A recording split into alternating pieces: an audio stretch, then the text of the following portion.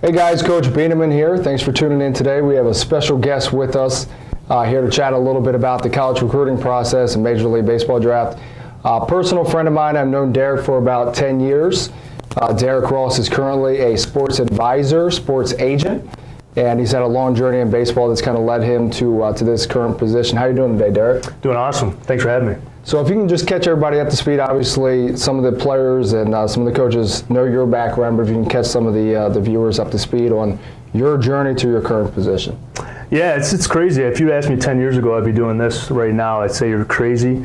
So I got into scouting in 1998. So been a while. I started with the Detroit Tigers in '96. Wasn't good enough to play at the professional level.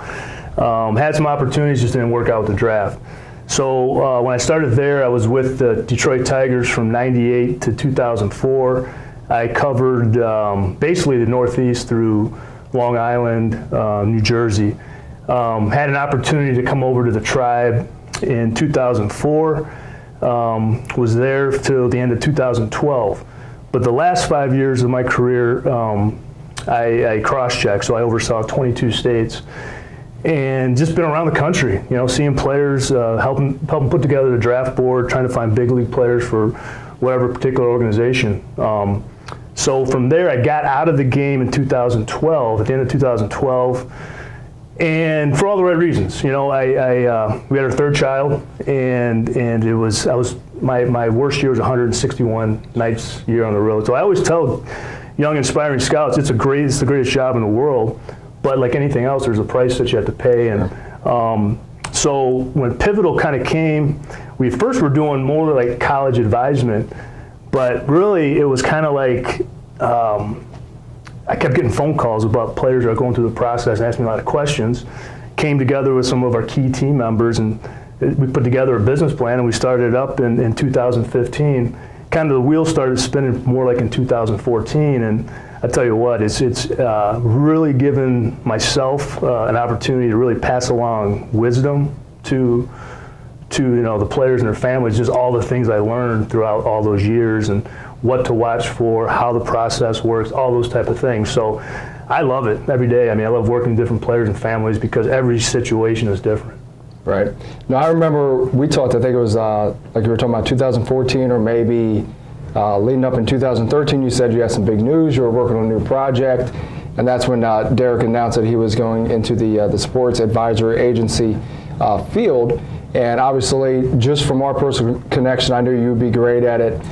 Did you have that kind of aha moment, whether it be while you were scouting or kind of transitioning, that would be the field that you would end up in, or something that you would really enjoy? I did. I don't know if it was like one particular moment, but let me kind of rewind it a little bit. When I left, I had a great opportunity at the University of Michigan. I was on their staff.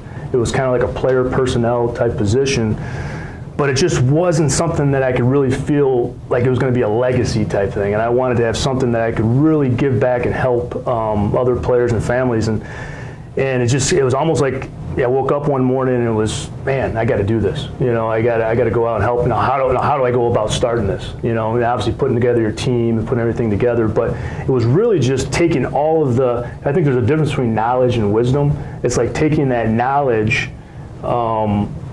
over all the years, which becomes wisdom, and to help these different families. And so that was kind of hitting me really probably the end of 2013.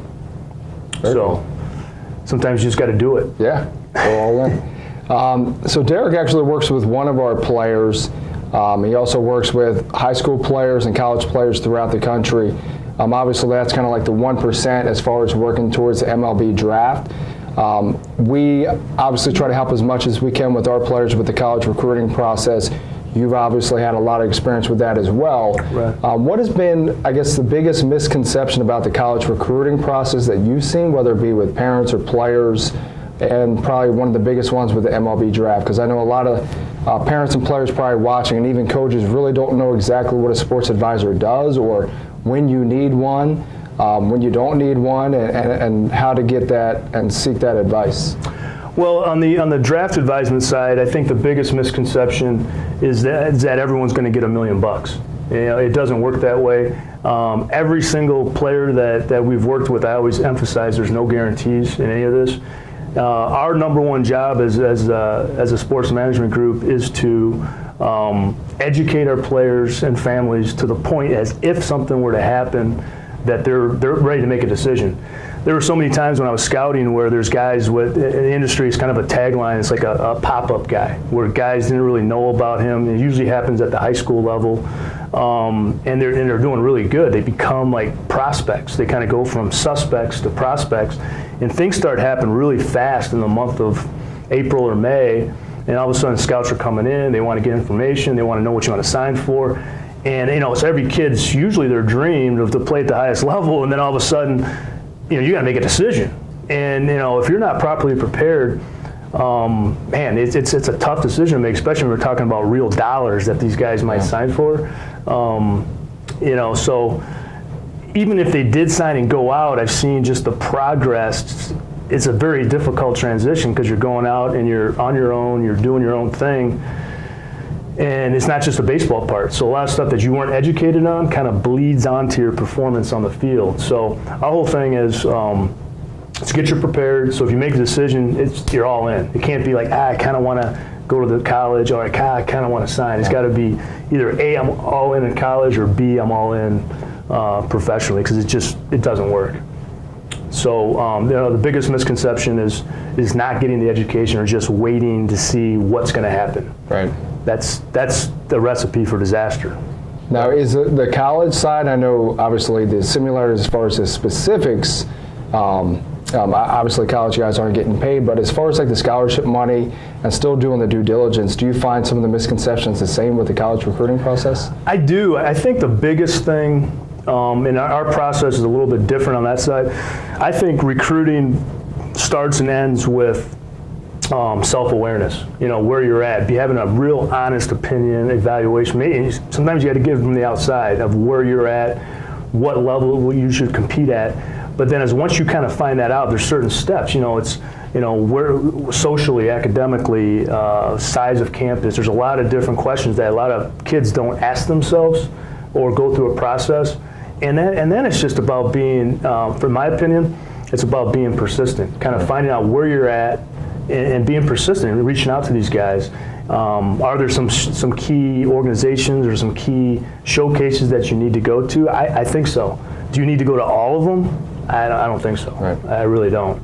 But it's really understanding who you are as a player, what your skill set is, what makes sense, which level is best for you, and then really going after it. I think everyone kind of waits and thinks the recruiters and or scouts are just going to show up. Sure. It doesn't work that way. Sure. Now, if we do have some, I guess, 1%ers, guys that hopefully will get their chance to pursue a MLB dream and trying to get into professional baseball, at what point should that family member, whether it be a parent, player, grandparent, guardian, or the player, start thinking about seeking an advisor? Or is it kind of like playing as far as scouting, where if you're good, the scouts are going to find it? Should you kind of wait if you think you're going to be in that 1 percentile, whether it be high school or as a junior or senior in college, or should you seek out and look for advisors? I think it's both. I think you'll start getting an idea where the scouts see you, usually the fall or winter before your senior year. It's a little bit later, like in the college game, it's like everything's so early now. You hear these freshmen are getting verbal commitments. I think it's crazy, number one. But you'll start getting information, because the first part of really the draft process, from a scout's perspective, is information gathering. You got to gather the information, who the player is, identify the player, who the player is. Now they're going to go out and see you. So to seek out an advisor, I would say once you kind of start getting that synergy, they are going to kind of tell you, hey, we're interested. And you may want to start educating yourself on the process, because there's really two processes between the whole recruiting process and the draft process. First is like the school. Now, if you're going to a high-level school, an ACC, SEC type school, more than likely the scouts, not all of them, some of the scouts are going to have interest in you going in there. So when you kind of start making that decision, sometimes it's good to transition right into an advisor. There's really no harm, no foul. Because of NCAA rules, there's no exchange of monies. Right. You know what I mean? So it's just for me, it's like, hey, if I got someone that knows what they're talking about and it's basically free information, then why not? Yeah. You know, I mean, so it's me and the education part is huge because it's like taking a test. You know, if you had to take a test tomorrow, and even though you went to class but you didn't study for it, you're going to be kind of stressed out a little bit, right? Well, Derrick, I really appreciate you spending the time here today. Hopefully for the viewers, it was very educational. If you have any questions for Derrick, you can reach out to him on his email or to investigate a little bit more about what Pivotal Sports is and if it could be a right fit for you. You guys can visit their website. Thank you again, Derrick. Thanks.